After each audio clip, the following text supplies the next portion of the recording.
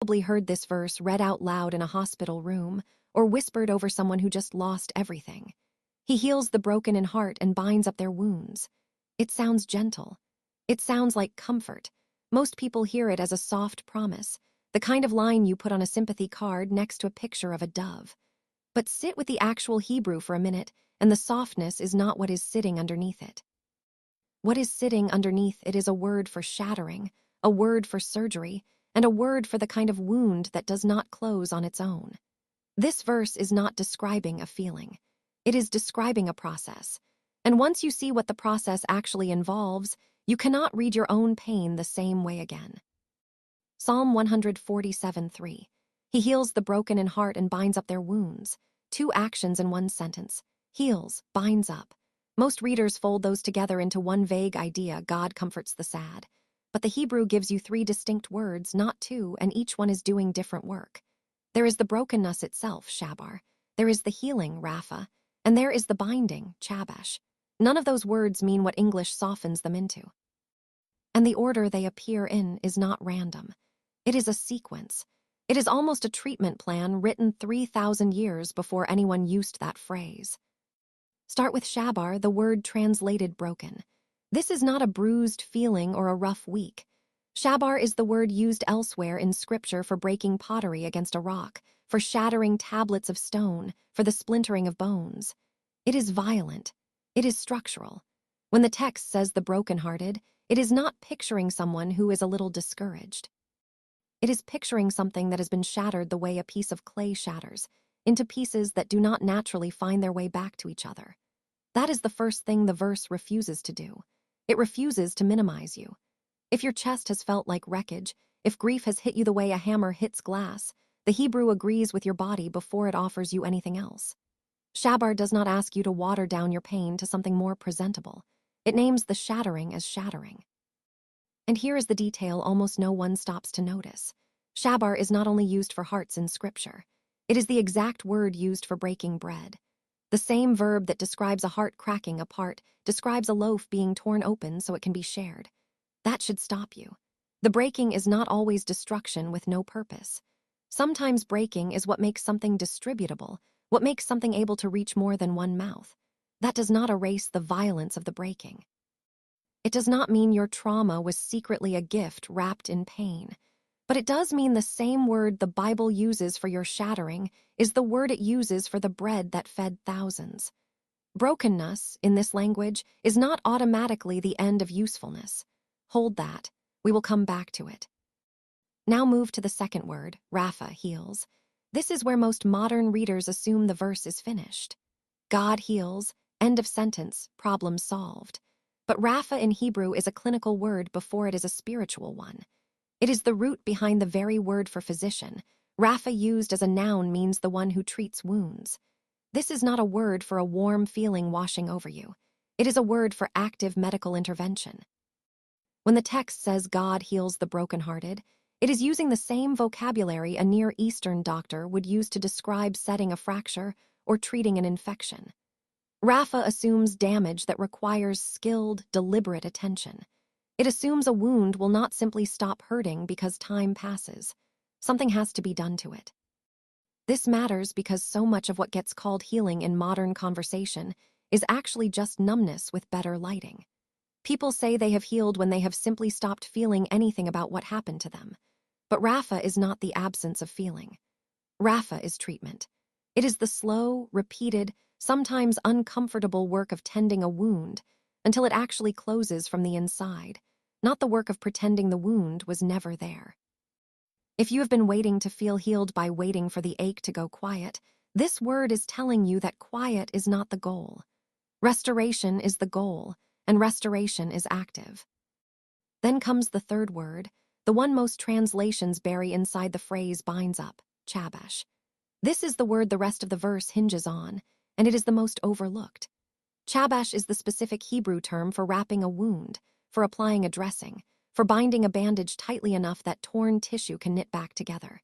It is the same word used for wrapping a turban around the head, for binding something so it holds its shape while it heals underneath.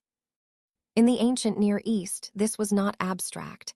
A physician treating a deep wound would clean it, then pack it, then bind it under pressure, because an open wound left exposed does not heal. It festers. The binding was not decoration. The binding was what made the healing physically possible. It helps to picture what chabash actually looked like in practice, because the original audience would have seen this constantly, on battlefields, in homes, after ordinary accidents. A physician in the ancient Near East did not simply lay cloth over an open wound and walk away. The wound was cleaned first, sometimes with oil, sometimes with wine, both of which appear elsewhere in Scripture for exactly this purpose. Only after the wound was cleaned was it bound, and the binding had to be tight enough to hold the edges together without being so tight it cut off the very circulation the tissue needed to repair itself. That balance mattered. Too loose and the wound stayed open. Too tight and the binding itself became the injury. Whoever applied the binding had to keep checking, loosening here, tightening there, returning again and again until the wound closed. That is the picture standing behind this verse. Not a single gesture of comfort, but ongoing, attentive care from someone who keeps coming back to check on you. So look at what the verse is actually describing once you put the three words back in order. Shabar, the wound is named honestly, shattered, not minimized. Rapha, the wound is treated, actively, clinically, with skill, not waited out. The wound is bound, covered, supported under pressure long enough for new tissue to form. This is not a poetic flourish about God feeling bad for sad people. This is a three-stage clinical description of trauma recovery, written in a culture that watched physicians do this with their own eyes on real bodies every single day. And this is where it gets uncomfortable in a useful way, because most people skip straight to wanting, the healing, without ever letting anyone near them long enough for the binding. You cannot bind a wound that is hidden. A physician in the ancient world could not apply binding to an injury the patient refused to uncover. The binding required exposure first. That is true in the body, and it is true in the heart. The reason so many people stay shattered for years is not that God withheld healing. It is that the wound stayed wrapped in silence instead of wrapped in care. Binding cannot happen in the dark. It requires you to let the wound be seen by the one doing the binding. Here is the detail that should genuinely unsettle the people who think faith means suppressing pain quickly and moving on. Nowhere in this verse does God skip shabar. He does not walk up to a shattered person and pretend the shattering did not happen. He does not rush past the wound to get to a tidy resolution. The text puts the brokenness first, on purpose, because the binding only makes sense in light of an injury that was actually named. Skipping the acknowledgement of how bad it was does not speed up the healing. It removes the foundation the healing needs to stand on. If you have spent years minimizing what happened to you so you would seem more recovered than you are, this verse is quietly correcting that instinct. Name the brokenness. That is not weakness. That is the first step in the healing process. Quick pause here, because this is exactly the kind of study that takes real time to dig out properly, going back into the Hebrew, checking the cultural background, making sure the word study actually holds up instead of just sounding nice. If that kind of work is valuable to you, becoming a subscriber is what keeps this research possible. And if you already support this channel, thank you. This script exists because of you. Now let's keep going, because there is one more layer hiding underneath all of this, and it changes who is actually doing the binding. Move forward a few hundred years from the Psalms and look at the prophet Isaiah, because he uses this exact same cluster of imagery to describe the coming Messiah. Isaiah 61 says the Spirit of the Lord is upon him to bind up the brokenhearted, and the word underneath bind up there is the same root, chabash. Centuries later, Jesus stands up in a synagogue in Nazareth, opens the scroll to that exact passage, reads it out loud, and says this is fulfilled in your hearing. He is naming himself as the one who does the binding up, not a vague spiritual comfort, a specific, deliberate binding of wounds that have been honestly named. This is why the cross matters in a conversation about trauma, even though it sounds strange to put those two things in the same sentence. The cross is God refusing to skip the pain of the world. He did not arrive and pretend the brokenness of humanity was not real or not bad. He walked directly into the worst of it, into betrayal, into torture, into abandonment, into death, and he let it break him the way shattering breaks something completely. And then on the other side of that breaking came resurrection, which is healing and binding up taken to their absolute limit, a wound so severe it ended in death, treated and bound by a power strong enough to reverse death itself.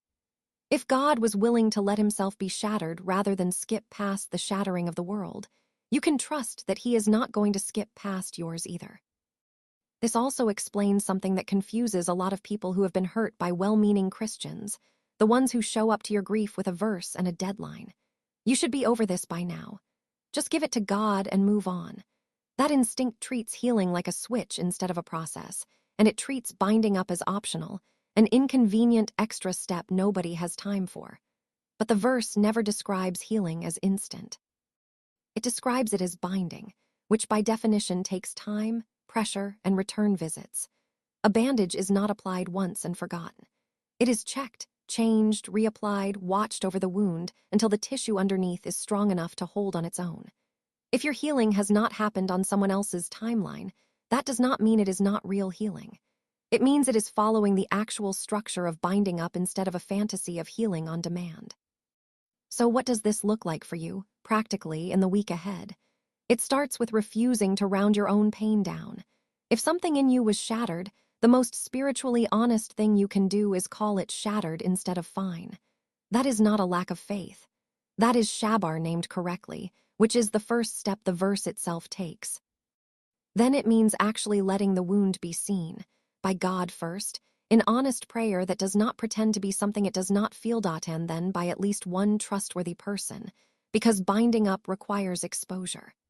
A wound kept completely hidden, even from God, even from yourself, cannot be bound. It can only fester quietly under the appearance that everything is under control. And it means expecting the process to take the shape of healing instead of a single emotional moment. There will be days the binding feels tight and uncomfortable, the way a real bandage does when it is doing its job. There will be days it feels like nothing is happening underneath, when actually new tissue is slowly, invisibly forming. The absence of a dramatic breakthrough is not evidence that God has stopped working. The binding process is patient by design. It was never meant to be fast. It was meant to hold long enough for something real to grow back underneath. This is also where community quietly enters the picture, because most people only picture this verse as something that happens between them and God alone. But the same God who binds wounds directly also works through hands.